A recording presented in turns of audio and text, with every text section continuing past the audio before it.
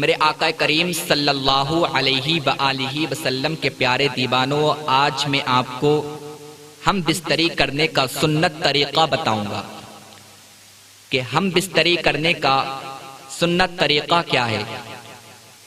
اور آج کل ہمارے معاشرے میں لوگوں کو ہم بستری کرنے کا سنت طریقہ معلوم نہیں ہے، اور وہ علماء سے پوچھنے میں شرم محسوس کرتے ہیں کہ اگر ہم بستری کرنے کا طریقہ علماء سے معلوم کریں گے تو ہمیں بہت زیادہ شرم آئے گی۔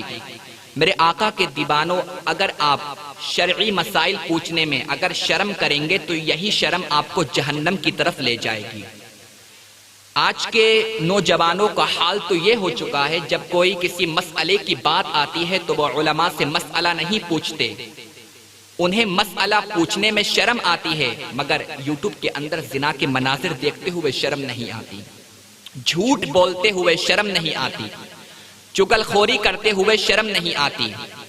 اگر ان کاموں میں آپ شرم کرو گے تو خدا کی قسم آپ کو یہی شرم جنت میں لے کر جائے گی، اور اگر مسئلہ پوچھنے میں آپ شرم کرو گے تو یہ شرم آپ کو جہنم میں لے کے جائے گی۔ اور اللہ رب العزت قرآن مقدس میں ارشاد فرماتا ہے فَاسْأَلُوا أَهْلَ الذِّكْرِ إِن كُنتُمْ لَا تَعْلَمُونَ، اگر تم نہیں جانتے ہو تو علم والوں سے پوچھو۔ آپ کا جیسا بھی مسئلہ ہے آپ کو علم والوں سے پوچھنا بہت زیادہ ضروری ہے، وہ بہت زیادہ امپورٹنٹ ہے۔ آپ کا جیسا بھی مسئلہ ہے آپ کو علم والوں سے پوچھنا چاہیے۔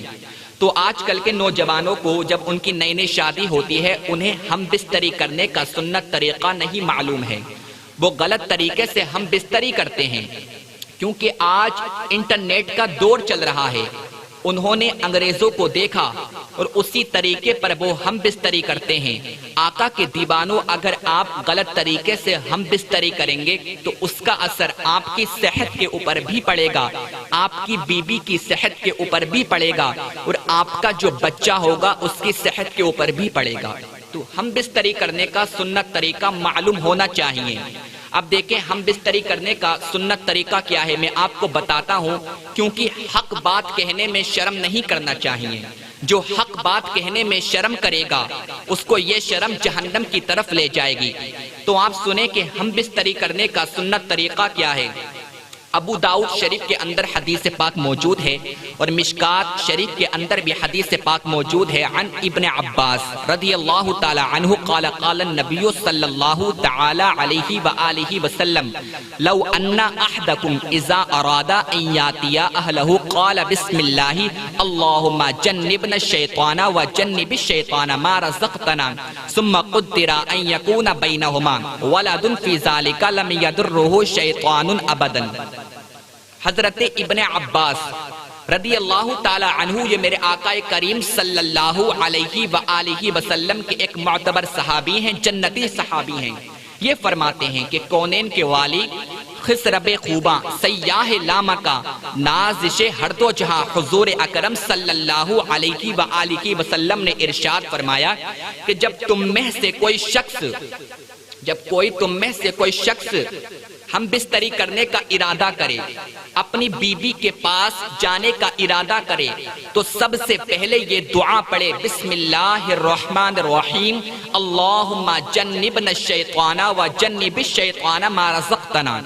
اس کا ترجمہ کیا ہے کہ اے اللہ تو ہم کو شیطان سے بچا، اور جو تو ہمیں اولاد عطا فرمائے گا اس کو بھی شیطان سے بچا۔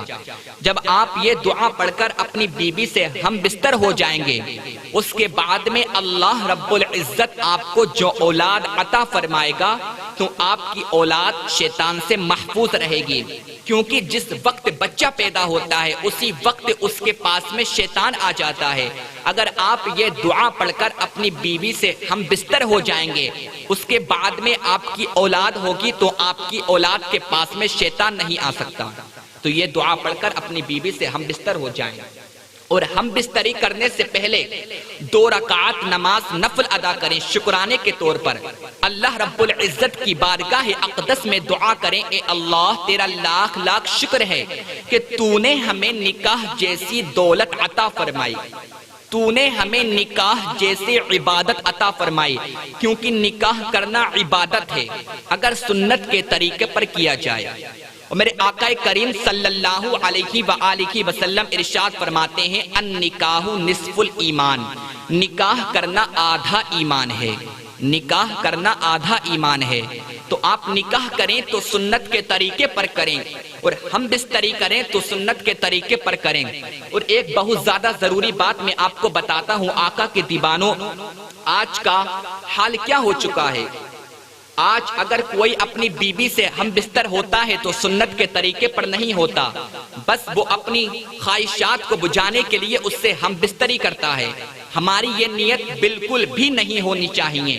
جب آپ اپنی بیوی سے ہم بستر ہوئیں تو اس وقت یہ نیت کریں کہ میری جو اولاد ہوگی اس اولاد کو، اپنی اولاد کو میں دین کے لیے، اپنی اولاد کو میں دین کے لیے قربان کر دوں گا، اپنی اولاد کو رسول اکرم صلی اللہ علیہ وآلہ وسلم کے نام پر قربان کر دوں گا۔ اگر آپ کی یہ نیت ہوگی، اس کے بعد میں آپ اپنی بیوی سے ہم بستر ہو جائیں گے اور اللہ رب العزت اپنے رحم و فضل سے آپ کو اولاد عطا فرمائے گا۔ اگر آپ کی اولاد ہو جائے گی تو جب آپ کی اولاد سانس لے گی تو اللہ رب العزت آپ کی اولاد کے ہر سانس کے بدلے میں 70 سال کی نفل عبادت کا ثواب عطا فرمائے گا۔ یہ صالح اور نیک اولاد کا اجر ہے۔ تو اپنی اولاد اگر نیک چاہتے ہو تو ہم بستر ہونے سے پہلے یہ دعا پڑھیں۔ اور آقا کے دیوانوں، آج کا حال کیا ہو چکا ہے کہ انگریزوں کو یوٹیوب کے اندر دیکھ کر، فیس بک کے اندر انگریزوں کو دیکھ کر، گوگل کے اندر انگریزوں کو دیکھ کر وہ اتنے گندے طریقے سے اپنی بیوی سے ہم بستری کرتے ہیں کہ خدا کی قسم مجھے بتاتے ہوئے شرم آتی ہے، مگر آج میں آپ کو بتاتا ہوں کیونکہ یہ حال ہمارے معاشرے کا ہو چکا ہے کہ آج کل کے لوگ اپنی بیوی کے پیچھے کے مقام میں بھی صحبت کرتے ہیں، پیچھے کے مقام میں بھی صحبت کرتے ہیں۔ اور یہ دیکھیں جو اپنی بیوی کے پیچھے کے مقام میں صحبت کرتا ہے تو اس کے لیے کتنا بڑا نقصان ہے۔ اور پیچھے کے مقام میں صحبت کرنا یہ کبیرہ گناہ ہے۔ مشکات شریف کے اندر حدیث پاک موجود ہے اور ترمذی شریف کے اندر بھی حدیث پاک موجود ہے۔ عن ابن عباس رضی اللہ تعالی عنہ قال قال رسول اللہ صلی اللہ علیہ وآلہ وسلم لا ينظر اللہ الى رجل اتا رجلا او امراتا فی الدبر۔